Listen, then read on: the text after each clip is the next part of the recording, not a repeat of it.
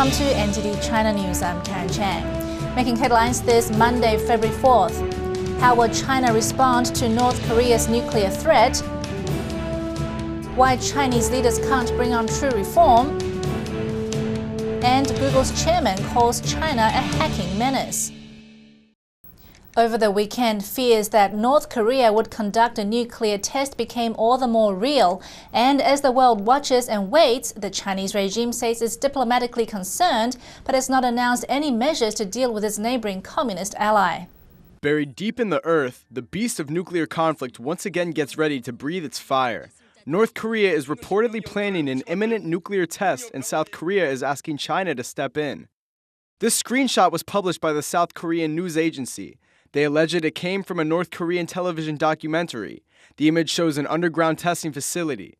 The bomb will be detonated here, the blast and debris damped by successive tunnels and walls segment throughout. Satellite images taken of Pyongyang nuclear test facility by South Korean intelligence officials seem to confirm their fears. Coverts have been placed over the tunnel entrance, as seen in the diagram. On Monday, a South Korean envoy met with Chinese officials. The Chinese regime is North Korea's only ally and believed to be the only country that has sway over the rogue nation. Officials from Seoul say they have intelligence that indicates the test could be conducted at any time. Compounding fears is the surprisingly successful December launch of a satellite into orbit by North Korea. This resulted in the UN Security Council toughening sanctions against the North. North Korea's two former nuclear tests in 2006 and 2009 were done after the UN announced sanctions against it. Over the weekend, North Korean leader Kim Jong-un convened a special military commission and boasted of a looming great turn for the country's military.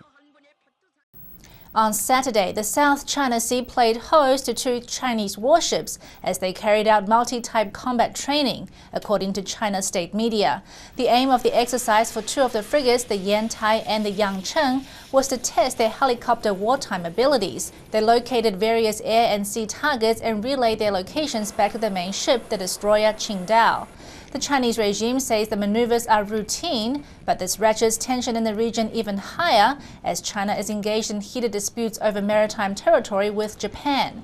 China also has disputed claims over islands with many other Southeast Asian neighbors, including the Philippines, Vietnam, and Malaysia.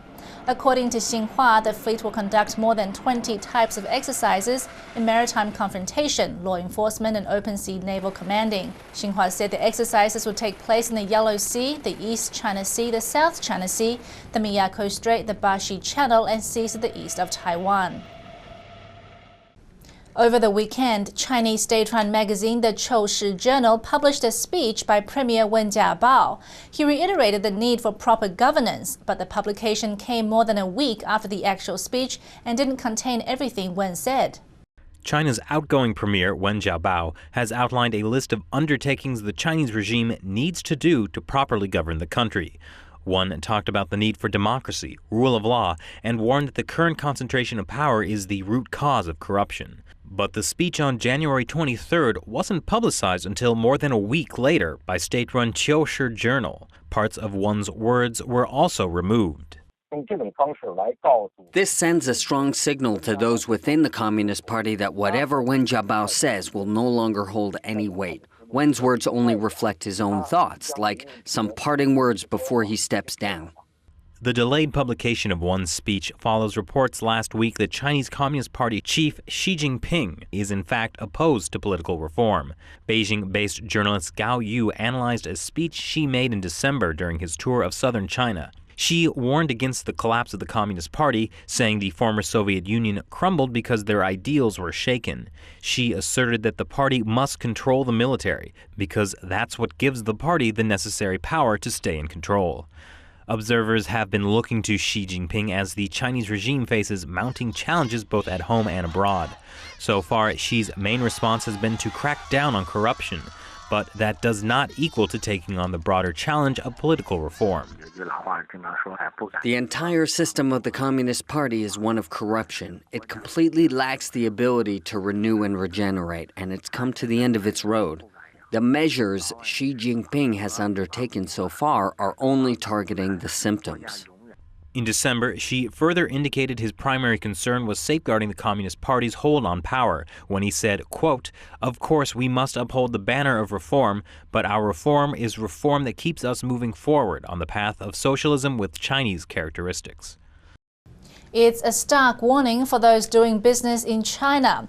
Due in April, Google Chairman Eric Schmidt's new book, The New Digital Age, paints a stark image of China, presenting a highly aggressive country that uses illicit competition, as well as sophisticated and prolific hacking to destroy its competition. Sections of the new book were quoted by a review by the Wall Street Journal. Schmidt warns in the book the disparity between American and Chinese firms and their tactics will put both the government and the companies of the United States at a distinct disadvantage.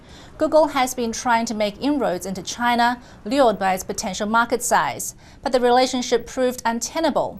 Google saw increasing demands for censorship, hacking that targeted the Gmail accounts of human rights activists, and the theft of intellectual property. In 2010, Google pulled its search engine out of the Chinese market. Schmidt concludes in his book that an increasingly tech-savvy population battling tight government controls will result in, quote, some kind of revolution in the coming decades. And coming up after the break, a Tibetan spiritual leader reacts to the heavy sentence of 2 Tibetan men. Why victims in this deadly road collapse are getting different compensation, and Shen captivates audiences in Australia with classical Chinese dance.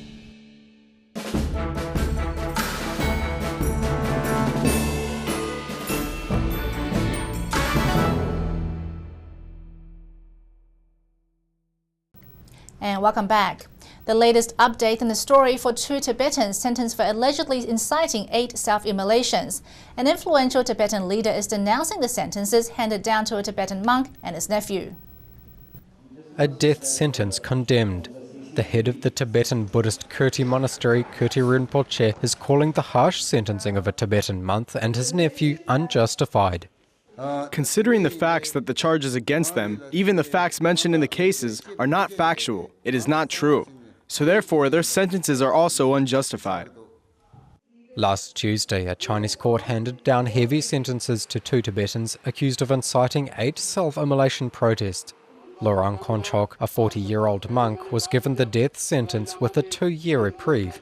Usually these sentences get reduced to life imprisonment. His 31-year-old nephew, Lo Sang-tsering, was sentenced to 10 years imprisonment. The sentences were reported by the Chinese state-run Xinhua news agency. We would like to reiterate that the sentence is utterly illegal because there has been no free trial, and the Tibetans who were imprisoned on alleged accusations were not given due judicial process, free representation. The 2 were arrested in August. Xinhua reported that monk Lorang Konchok confessed to police that he received instructions from the Dalai Lama and his followers, though this confession is impossible to verify. Xinhua also said the 2 contacted overseas Tibetan independence organizations with information and photographs of each self-immolation. China has repeatedly denounced the Dalai Lama and exiled Tibetan groups for fomenting the self-immolations. Nearly 100 Tibetans have set themselves on fire to protest against Chinese rule since 2009, most of them dying from their injuries. Beijing considers Nobel Peace Laureate the Dalai Lama a violent separatist. The Dalai Lama says he is merely seeking greater autonomy for his homeland. He has called on China to investigate the self-immolations. He has said he is not encouraging them and has called them understandable. Tourism has been restricted in the Tibetan region and foreign journalists have been largely denied access, so the situation in Tibet remains unclear. China's household registration system, or hukou, is a product that dates back to the Maoist China.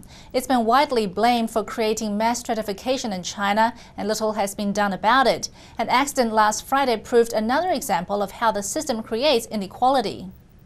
The collapse of a suspended highway in China's central Henan province last Friday killed at least 10 people and injured 11. The families of the victims who died were offered compensation, but not everyone was offered the same amount. And it's because of China's household registration system, or hukou. This is a problem that exists in China. Life isn't valued equally. Even in one family, some could have urban hukou, another could have rural hukou, and they would be compensated differently. It's very unfair.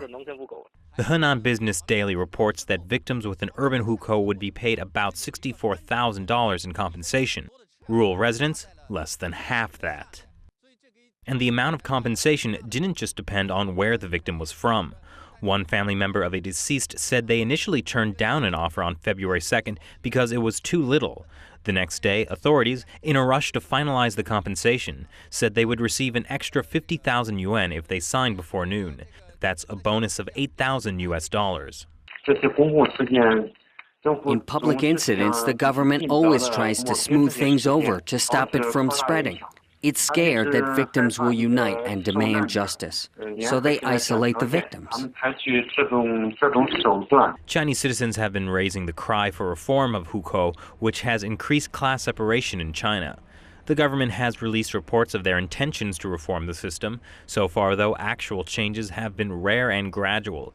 Too little and too late for those asking for reform. After months of being in prison and most recently in secret detention, Zhu Chengzhi was finally released. But his worries aren't over yet. He is now under house arrest and could be kept that way for the next 6 months or more. Zhu Chengzhi was released last Friday after being held in secret detention for almost a month. It was one of the first official cases of secret detention after the Chinese regime legalized the practice. He was originally put behind bars for circulating photos of the highly controversial deaths of his friend Li Wangyang. Li was an activist who was found hanging in his hospital room last June, supposedly having committed suicide. Zhu called for an investigation into what he suspects was his friends murdered by authorities.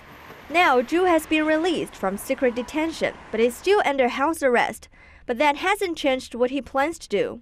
From my lawyer Lu's blog, it seems that they want to put me under residential surveillance for 6 months, starting from the 4th of the first lunar month. In any case, the things I've wanted to do, I still want to do them. While Zhu was being detained, some of his friends and fellow activists started petitions for his release. According to the Radio Free Asia, they think the international attention instigated his release. To all the friends who've paid attention to my case, I express my heartfelt thanks. I also wish all my friends a happy Lunar New Year. Zhu's lawyer says he is still under heavy restrictions and must get permission to leave his home. It's almost Chinese New Year, and we take you to eastern China to see a candy-making process that dates back hundreds of years. It's not for your ordinary palates, though. This candy is especially created to bring good luck for the new year. What looks like a melon and smells sweet like a melon, but isn't a melon? It's the melon candy from China's eastern Shandong province. It's not to feed your sweet tooth, though. These round candies are for worshipping the kitchen god. The traditional festival of Kitchen Gods Day was Sunday, February 3rd. According to the elders at the Chenjilao village, this candy-making process was created by their ancestor, Chen Pengchun, 300 years ago. It's an offering to the kitchen god in the hopes he would bring a better life in the coming new year. The candy-making process has been listed as Shandong province's intangible cultural heritage. Here in his workshop, candy maker Chen Huaguao starts heaving and pulling at midnight with several other craftsmen. First, they pull the sugary goop until it's white. They're then formed into sheets of sugar and later turned into cubes. Then they begin taking shape as melon-like candies. To keep this tradition alive, 4 years ago, more than 100 handicraftsmen established the Chen Lao Village Society for melon-like candy studies. Locals say it's been hard to pass down this candy-making skill. Younger residents are wary of the hard work that's needed, even though it only happens for 40 days a year before the Kitchen God's Day. And next time you see a melon for sale in China, it could be a sugary double for the real stuff. Shen Performing Arts wrapped up its 3-day tour of Brisbane, Australia over the weekend. The Lyric Theatre was packed with audiences taking in a culture 5,000 years in the making. Brisbane's Lyric Theatre in Queensland was packed for Shen Performing Arts matinee show on Saturday, the 2nd of February. Theatre actor Courtney Stewart and her sister Amy, a radio journalist, shared their impressions after the show. I thought it was really beautiful, it was so graceful and really visually stimulating. As an actor, Courtney knows what it means to aim high. I think as performers, you should strive to be the best that you can, and I think all of the performers in the Shen dance company do that. Everyone is as you know, is operating at the best that they can, so they're like superheroes. Shen Yun's interactive backdrops add to the impression of superheroes. I really liked the background thing and how people were flying down and then suddenly they'd pop up on the stage. That was really like something I'd never seen before and really, you know, like what's the word? Magic. Yeah, like magical. Yeah, really, really good. Although their background is Chinese, neither one had experienced Chinese culture like this. We're half Chinese and I never had seen things like that before in my life, and it was really interesting, beautiful and really captivating. And Courtney's advice to others? I've seen a lot of shows and I've seen nothing like this before, so go and see it, definitely. And you can still see it. Shen Yun will play one more show in Brisbane on Sunday before heading to New Zealand. NTD News, Brisbane, Australia. And that's all for this broadcast of NTD China News. For more on China-related topics, visit our website at ntd.tv or subscribe to our YouTube channel NTD on China. Coming up next is China Focus with Shelley Zhang. Stay tuned.